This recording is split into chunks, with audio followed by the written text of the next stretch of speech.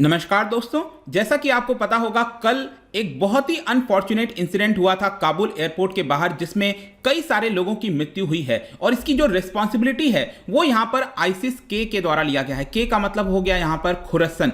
तो हम यहां पर डिटेल से समझेंगे कि ये जो इस्लामिक स्टेट ऑफ खुरसन प्रोविंस है ये एग्जैक्टली है क्या, इसकी शुरुआत कहां से होती है, प्रेजेंट में यहां पर कहां पर ये फैला हुआ है। तो काफी कुछ जानने को है, चलिए आगे बढ़ते हैं। लेकिन उसके पहले अगर आप यूपीएससी की तैयारी कर रहे हैं या फिर किसी भी एग्जाम की प्रिपरेशन कर रहे हैं, सिंपली आपको हमारे ऐप को डाउनलोड करना है। वहां से जाकर आप हमारे जितने भी कोर्सेज हैं उसको बहुत कम दाम पर एक्सेस कर पाएंगे। चलिए देखते हैं एग्जैक्टली हो क्या रहा है, हम क्यों इस पूरे टॉपिक के बारे में डिस्कशन कर रहे हैं। जैसा कि आपको पता होगा कल काबुल एयरपोर्ट के बाहर यहां पर मल्टीपल ब्लास्ट की खबर आई थी। जैसे कि अबे गेट हो गया, यहां पर एक बड़ा ब्लास्ट हुआ था, फिर बैरॉन होटल है यहां पर भी हुआ, जिसकी वजह से एटलीस्ट अभी के लिए तो बताया जा रहा है कि 60 लोग मारे जा चुके हैं और 100 से ज्यादा लोग इंजर्ड हुए हैं। लेकिन इसमें इंपॉर्टेंट चीज यह है कि 13 जो यूएस के जवान हैं वो भी मारे गए हैं। अब देखना होगा इसको लेकर यूएस की क्या प्रतिक्रिया आएगी, क्योंकि बाइडेन ने इसके पहले जस्ट बोला था 1-2 दिन पहले कि अगर यूएस के पर्सनल के ऊपर किसी प्रकार का अटैक होता है तो हम काफी कड़ी यहां पर जो प्रतिक्रिया है वो देंगे। अब देखते हैं यहां पर एग्जैक्टली होता है कि नहीं होता है। लेकिन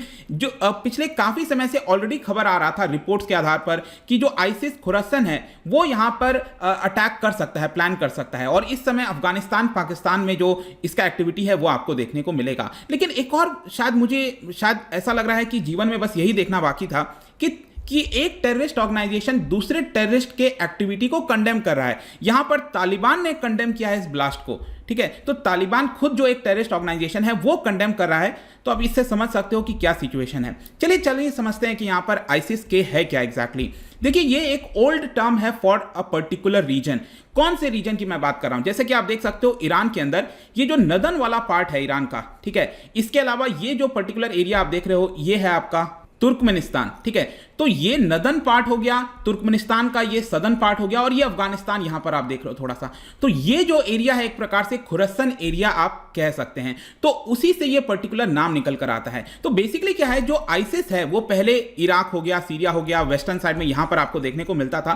तो जैसे जैसे वो कमजोर होता गया उन्होंने अपना बेस जो है वो बेसिकली अफगानिस्तान के अंदर शिफ्ट करने लगा है, क्योंकि वहां पर उनको इस तरह की अपॉर्चुनिटी देखने को मिल रही थी। तो पहली बार 2014 में अफगानिस्तान के अंदर ये अपीयर करते हैं और इनका जो मेन मकसद है वो है एक्सट्रीम ब्रूटैलिटी। जी हां, एक्सट्रीम चले जाना, किसी भी चीज की हद पार कर देना, वैसा आपको सिचुएशन देखने को मतलब वो अपने आप का जो रेपुटेशन है ना वो उसी तरह से स्थापित करने की कोशिश कर रहे थे। और इसको बनाया किसने, तो मैं आपको बता दूं कि जो पाकिस्तानी तालिबान है उसी में से एक जो सबसे हार्ड लाइनर था उसके द्वारा बताया जाता है कि इसको फॉर्म किया गया। बेसिकली ये भी कहा जाता है कि पाकिस्तानी सिक्योरिटी फोर्सेज ने पाकिस्तानी तालिबान के ऊपर क्रैकडाउन करना जब स्टार्ट किया तो वो वहां से शिफ्ट होकर अफगानिस्तान में आ गए और इस तरह की एक्टिविटीज आपको देखने को मिलेगी। अब क्वेश्चन आता है कि इनका लोकेशन प्रेजेंट में कहां पर है। देखिए जब ये शुरुआत की थी अफगानिस्तान के अंदर तो वहां पर आपको ईस्टर्न साइड में जो पाकिस्तान का बॉर्डर मिलता है वहां पर देखने को मिलेगा। जैसे कि ये आप देख रहे हो ना, ये अफगानिस्तान है और पाकिस्तान का ये जो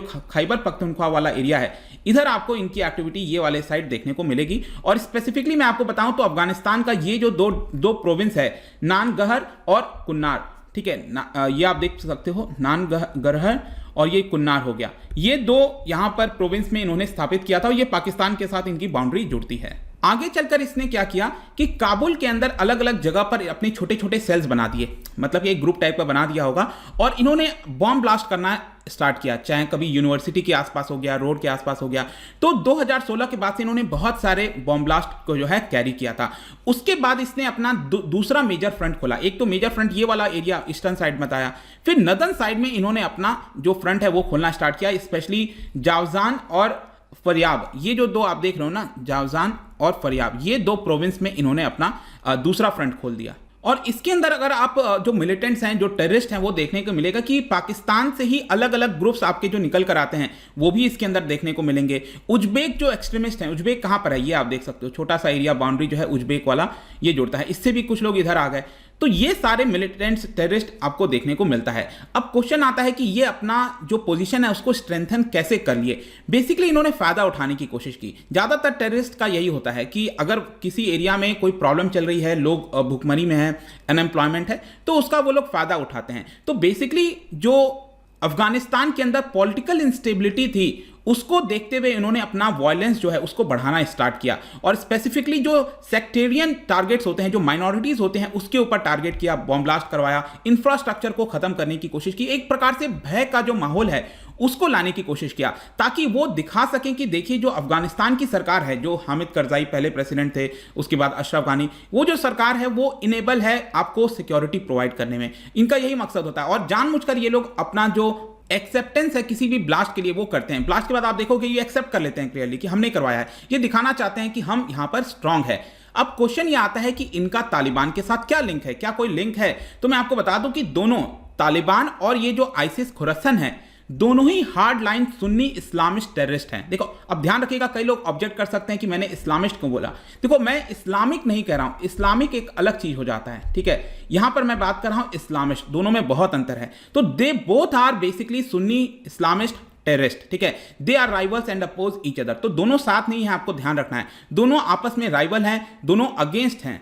बेसिक मैं आपको डिफरेंस बताऊं तो आप कह सकते हो जो आइसिस खुरसन है, मैंने आपको बताया, ये एक्सट्रीम फॉर्म ऑफ वायलेंस करना चाहते हैं, ब्रुटैलिटी करना चाहते हैं, एक्सट्रीम फॉर्म। ऐसा नहीं है कि तालिबान नहीं करता है, तालिबान भी करता है, लेकिन इनका कुछ ज्यादा ही हद से ज्यादा पार हम जिसको कहते हैं ना वो कर देते हैं। और बेसिकली उन्होंने आरोप लगाया है तालिबान के ऊपर कि आपने जिहाद को क्यों छोड़ दिया।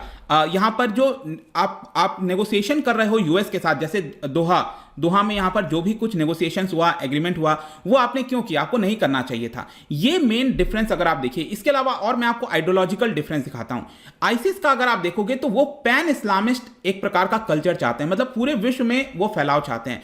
लेकिन जो तालिबान है वो तो एक प्रकार से नेशनलिस्टिक बेस पर बना है ना, मतलब तालिबान में कौन से आपको पश्तून जो हैं वो ज्यादातर देखने को मिलते हैं, राइट। तो उनका एक नेशनलिस्टिक बेस है, नैरो एथनिक बेस पर वो तालिबान बना है, मतलब अफगानिस्तान के अंदर ही अपने आप को रखना चाहते हैं। लेकिन जो आइसिस है वो एक पैन पूरे वर्ल्ड में अपना जज्बा जो है वो रखना चाहते हैं। तो ये मेन आपको आइडियोलॉजिकल डिफरेंस देखने को मिलेगा।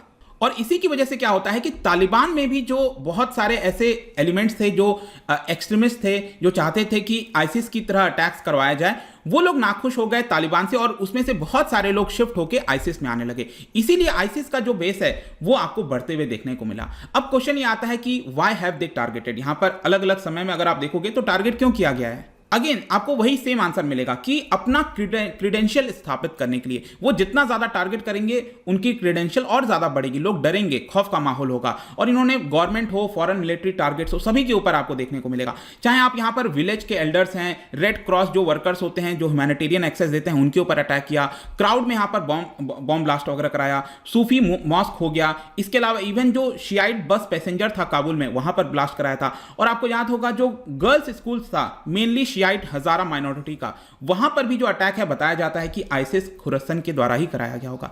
तो ये पर्टिकुलर सिचुएशन आपको देखने को मिलेगी और ये वाला जो अटैक है कल का वो भी इन्हीं के द्वारा कराया गया है। अब आगे देखते हैं किस तरह से चीजें टर्न आउट होती हैं, क्या खबर आता है, मैं आपको अपडेट करता रहूंगा। बट आई होप कि इस वीडियो के माध्यम से इस पर्टिकुलर टेररिस्ट ऑर्गेनाइजेशन के बारे में सब कुछ आपको पता चल गया होगा। जाने से पहले एक इंटरेस्टिंग क्वेश्चन आपके लिए। देखिए यहां पर जो आइसिस पिछले कुछ समय से, अभी तो क्या है उसका दबदबा कम हो गया है, लेकिन जब इराक सीरिया में अपने उफान पर था तब आगे चलकर 2019 में आइसिस ने अनाउंस किया कि हमने भारत के अंदर एक प्रोविंस एस्टैब्लिश कर लिया है। क्या आप बता सकते हो कि जब यह अनाउंसमेंट किया गया था तो उस प्रोविंस का क्या नाम दिया गया भारत के अंदर, यह आपको बताना है। इसका जो राइट आंसर है आपको पता ही है, मेरे इंस्टाग्राम पर तो मिलेगा ही, वहां पर अगर आप नहीं हो कोई बात नहीं, टेलीग्राम से भी ले सकते हैं इसका सही उत्तर। मैं कई सारे एमसीक्यूज यहां पर डालता रहता हूं स्टोरीज के फॉर्म में, आप जाकर प्ले कर सकते हो। बाकी अगर आपको पीडीएफ चाहिए तो टेलीग्राम पर आइए, अलग अलग सोशल मीडिया पर भी आप जुड़ सकते हैं। साथ ही साथ अगर आप यूपीएससी की तैयारी कर रहे हैं, किसी भी स्टेट एग्जाम की प्रिपरेशन कर रहे हैं, सिंपली आपको हमारे ऐप को डाउनलोड करना है। आई होप कि वीडियो आपको पसंद आएगा। मिलता हूं आपसे next time, till then thank you very much, see you soon.